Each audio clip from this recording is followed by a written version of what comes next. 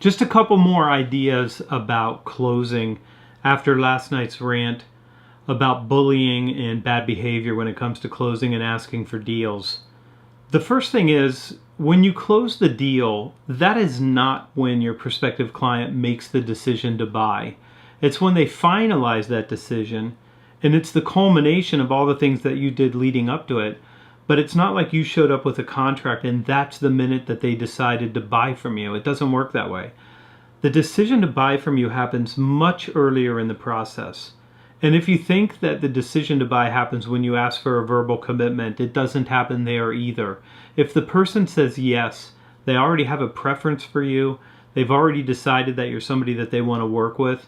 And that ask is just the decision that you're asking them to make that they've already made, so that you can move forward with the process. And you have to do these things. You have to ask for the business and you have to get a contract signed. It's part of it. But if you think that that's when you win the business, you're wrong. That's not when you won the business. You won the business a long time ago. For some people, you won the business the first time you spoke to the client because they immediately recognize that you're the person that they need on their team, because you had fast rapport skills, and because you had the best idea for them right out of the gate and you were what they were already looking for. For other people, you're going to win the deal in the discovery stage because you help them discover something about themselves, because you have great questions, because you have deep insights that help them get a vision of the future, and because you're able to help build a problem worth solving and compel change. For other people, the decision isn't going to be found in one person or even two people or four people. It's going to be found in a bunch of people. And your ability to develop rapport with those people, understand their needs, help them make the trade-offs internally and build consensus is why you're going to win.